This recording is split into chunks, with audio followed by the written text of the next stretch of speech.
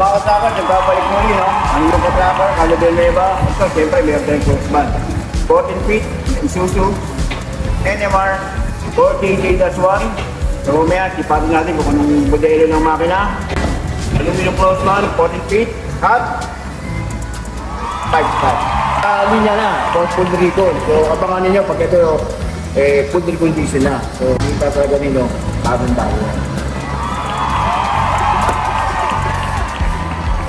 Siyempre, ang loob niya ito, lagi namin sinasabi sa inyo, dahil kami, laging bago ang dashboard. Siyempre, upholstery, ganun bago. At ito pa, may rear back camera at dashcam. Japan niya, mga ka-trackers. Working po yan, magagamit po ninyo. At ang mileage po, napakababa na naman. 360 lang, tinakbo sa Japan. So, another unit na naman, mga ka-trackers, na napakasariwa. Okay, ito partner, nakapakit. Ay, pagkalagay mga dokumento, sa mga logistics, laking bagay yan, mga dokumento. Ito, sabipatin natin makina, mga kapakers. 4JD1-1. So, ulitin namin. Hindi po namin ginagalaw yan, simulan nakuha sa Japan. Dito, once na napusuan ninyo, tapos na po natin sa kaibigan. Theory map, making 5%. Laking bagay, makasakasik pag yun nakasama sa pag-purchase nitong unit. Then, kasama po, included na po ang theory map. Kaya, paglabas nito, wala tayo ng problema, pag-included nila. Kaya, dito pa lang ayos nito. Kaya lang yung part dito, binabalik-balikan namin dito. Kaya mga kakatrakan na nakabukas ang makina, pakinggan ninyo kung gaano kakinig, gaano kaigit ang andar ng makina.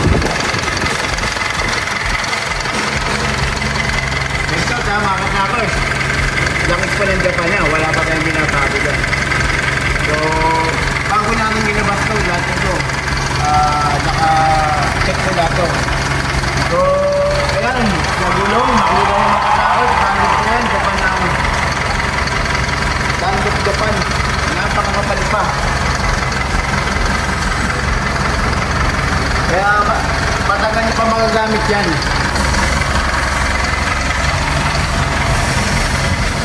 So, ikutan ko kayo mga kakakers, no?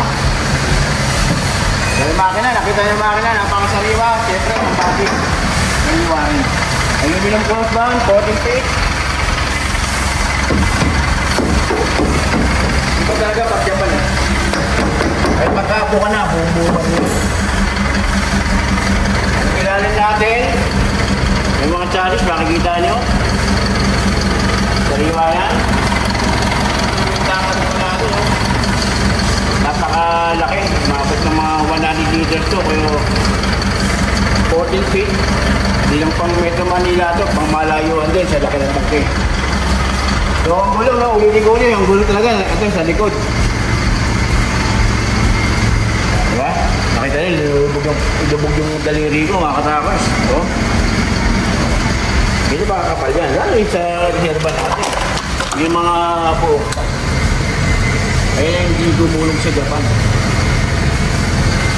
So sa gulong pa lang, mga katrakas, panalo na kayo dahil matagal yung magagamit yan. So at least pa po ito, ongoing nakapila na, no? Full recondition. Ngayon lahat yung makikita nyo, mga ganyan, makawala yan. Gagawin yung bago yan. So mga trackers,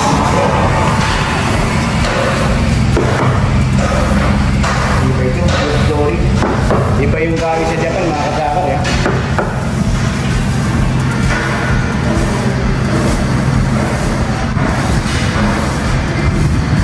Bago pa mga katrackers, so wala lang masyadong gagawin sa loob. English lang ito eh. Iba yung ano. May Japan pa eh oh.